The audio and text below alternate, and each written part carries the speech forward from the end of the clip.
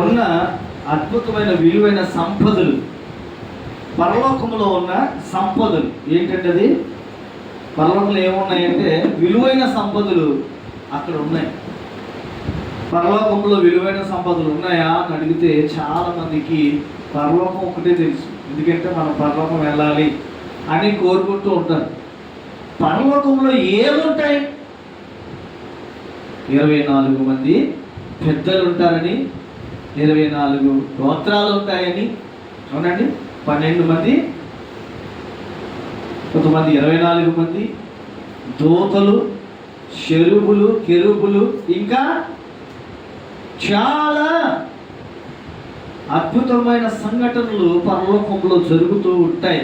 అయితే అది దానిని మనం చూడలేము. కానీ దేవుని వాక్యము సెలవిస్తుంది ఏమిటంటే, దేవుని యొక్క మాటలు ఎవరైతే వింటారో వారందరికీ కూడా ఒక అధికారాన్ని దేవుడు ఇచ్చాడు. దేవుని అంగీకరించిన వారికి ఒక అధికారాన్ని ఇచ్చాడు. ఏంటంటే తండ్రి అని పిలిచే గొప్ప ధన్యతనిచ్చాడు. దేవునికి స్తోత్రం, హల్లెలూయా. నువ్వు తండ్రి అని పిలిచే ఆ ధన్యతలో నీవు నేను కూడా ఉన్నాం. ఈరోజు మనం ఫాదర్స్ డే అని చెప్పి చాలామంది ఈరోజు తండ్రికి వందనాలు చెల్లిస్తున్నారు, అలాగే గిఫ్ట్స్ ఇస్తున్నారు, కేక్లు ఇస్తున్నారు, బిస్కెట్లు ఇస్తున్నారు, చాలామంది సంతోషపరుస్తున్నారు. ఏమని? ఫాదర్స్ డే అని. కానీ పరలోకమందున్న తండ్రి అని పిలువబడుతున్న ఒకే ఒక్క ఆయన, లేక నీవు ప్రేమించి నీ కొరకు తన రక్తాన్ని ప్రాణాన్ని ఇచ్చిన దేవాది దేవుడు తండ్రి అని పిలిచే గొప్ప ధన్యతను మనకి ఇచ్చాడు. దేవునికి స్తోత్రం. ఇహలోకములో ఉన్న బిడ్డలు, ఇహలోకములో ఉన్న తండ్రి తల్లిదండ్రులు ఎంత ప్రేమించినా సరే ఆ తండ్రికి ప్రేమను చూపే స్థాయికి ఎదగలేదు. ఎందుకు అని అంటే కారణం, నేను ఎవరిని కించపరచట్లేదు. బాగా ప్రేమించే బిడ్డలు ఉన్నారు, కానీ బాగా ప్రేమించే తండ్రులు ఉన్నారు, తల్లులు ఉన్నారు. కానీ దేవుని యొక్క నామము గురించి 2 మాటలు చూస్తే, మనం ప్రార్థన చేయనప్పుడు పరలోక ప్రార్థనలో మొట్టమొదటి ఏముంటుందండి? పరలోకమందున్న మా తండ్రి,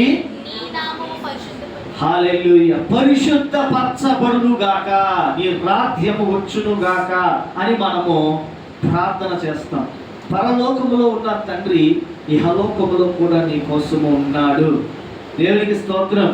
ఆయన అక్కడ మాత్రమే కాదు, ఎందుకు అక్కడ అని మనం ప్రార్థన చేస్తూ ఉన్నాం. అక్కడే ఉన్నాడా అంటే ఆయన ఏమని చెప్తున్నాడు? యోహాను సువార్తలో మత్తయి 14 ఉంటుంది. ఆయన ఎక్కడున్నాడంట? నీ హృదయములో, నీతో, నీలో ఉంటానన్నాడు. దేవునికి స్తోత్రం.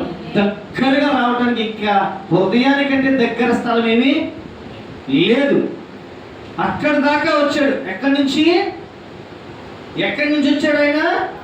పరలోకములో నుండి హృదయంలోనికి చేర్చుకునే దాకా ఆయన వచ్చాడు. ఆ హృదయంలోకి చేరడానికి ఒక అద్భుతమైన కార్యం జరగాలి. హృదయంలోనికి రావడానికి ఒక అద్భుతమైన కార్యం జరగాలి. అది ఏంటంటే, ఒక దేవుడు మానవుని కోసము తన ప్రాణాన్ని అర్పించాలి. అప్పుడు మానవ స్వరూపము మారి దైవ స్వరూపముగా మార్చబడుతుంది. మానవ స్వరూపము మారి దైవ స్వరూపముగా మార్చబడుతుంది. ఎందుకు అంటే నువ్వు పరలోకానికి వెళ్ళాలి కాబట్టి. దేవునికి స్తోత్రం. పరలోకానికి నువ్వు మార్చబడ్డానికి, లేక ఇక్కడి నుంచి అక్కడికి అడుగు వేయడానికి పరిశుద్ధత అనే ఒక గొప్ప మెట్టు నిన్ను ఎక్కించేది దేవుడే. హల్లెలూయా. నిన్ను ఎక్కించాలి అని అంటే నీకు గైడ్ ఉండాలి, లేక చెప్పేవాడు ఉండాలి, చేసేవాడు ఉండాలి. అందుకే ఆదరణకర్తగా కూడా ఆయనే ఉన్నాడు. దేవునికి స్తోత్రం. ఆయన మనకి ఏమై ఉన్నాడు? తండ్రిగా, ఆదరణకర్తగా, నీకు గైడ్గా ఉన్నాడు. ప్రతి విషయాన్ని నీకు తెలియపరిచే వ్యక్తిగా ఉన్నాడు. అందుకే వాక్యము సెలవిస్తూ ఉంది, ఆయనని మనము పరలోకపు తండ్రి అని చెప్పి చాలామంది ప్రార్థన చేస్తారు. పరలోక ప్రార్థన చాలామంది చర్చెస్లో ఈ ప్రార్థన చేయకుండా, ముగించకుండా వెళ్ళరు. కంపల్సరీ చాలా చర్చెస్లో ఈ ప్రార్థన చేస్తారు. అయితే ఈ లోకంలో నేను చాలా విషయాలు విన్నప్పుడు తండ్రులు ఇలా కూడా ఉంటారా? ఒక తండ్రి అయితే మేము చూసాము, మేము విన్నాము, టీవీలో చూస్తున్నాము. ఆ తండ్రి తన యొక్క సొంత కూతుర్నే ఏం చేస్తున్నాడండి? పెళ్లి చేసుకోవడానికి ఇష్టపడుతున్నాడు. ఆ కూతురు కూడా ఇష్టపడుతుంది. అదేమి బంధం అర్థం కాలే. ఇంత గొప్ప బంధాన్ని నేను చూడలేదు. కానీ ఇలాంటి బంధాలు ఉన్నాయి లోకంలో. ఇంకొక తండ్రి చూస్తే పుట్టగానే కూతుర్ని లెక్క కొడుకుని అమ్మేసుకుంటున్నారు. ఇంకా వాళ్ళని ఒక రోజు కూడా పోషించకుండా, ఒక్క రోజు కూడా వారికి కావాల్సింది ఇవ్వకుండా అమ్మేసుకుంటున్నాడు. ఇంకొక రకంగా చూస్తే మన ఈ మధ్య కాలంలో జరిగిన సంఘటన, ఇద్దరు బిడ్డల్ని కూడా కాళ్ళు చేతులు కట్టేసి ఇద్దరు కుమారుల్ని కూడా బకెట్లో పెట్టి నీళ్ళలో ముంచి చంపేశాడు తండ్రి.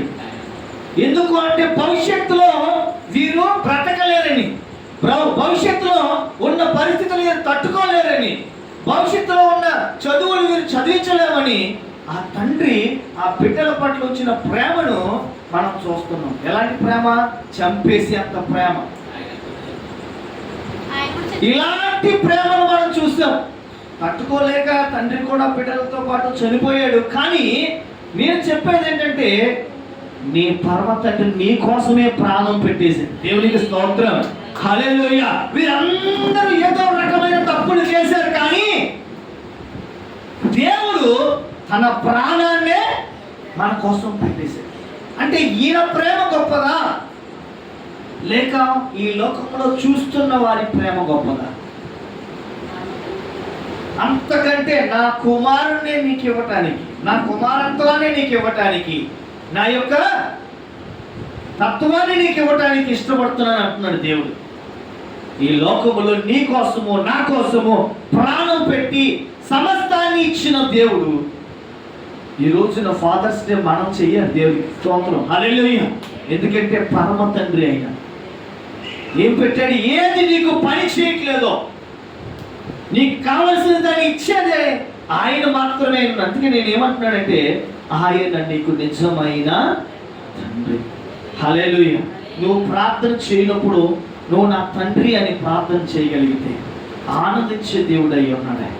తండ్రి అని ప్రార్థన చేయగలిగితే ఆనందించే దేవుడై ఉన్నాడు. ఎందుకంటే ఆయన అందరినీ తండ్రి అని పిలవమంటున్నాడు. చిన్న బిడ్డతో సుద్దాగా, పెద్దవారితో సుద్దాగా, ముసలి వారితో సుద్దాగా, ఎంత గొప్పవారైనా సరే వారు తండ్రి అని పిలవమన్నాడు. ఎందుకంటే ఆ స్థాయిని ఎవరు దాటలేరు అని. హల్లెలూయా. ఎందుకంటే అందరినీ కూడా, ఏ మతమైనా ఏ కులమైనా, ఎందుకంటే రోగానికి లేని కులము, వ్యాధికి లేని కులము, వ్యాధికి లేని మతాలు, రోగానికి లేని మతాలు, యాక్సిడెంట్ లేని మతాలు మనుషులు పెట్టుకుని నలిగిపోతున్నారు ఈ రోజు. కానీ దేవుడు వాటన్నిటిని అవాయిడ్ చేస్తాడు. యేసుక్రీస్తు ప్రభు అందరికీ ప్రభువు, అందరికీ దేవుడై ఉన్నాడు అని చెప్తున్నాడు. ఎందుకంటే అందరినీ కూడా ఆయన తండ్రిగా, ఆయన వారికి తండ్రిగా ఉండడానికి ఇష్టపడుతున్నాడు. వాక్యంలోకి వెళ్దాం. దేవుడు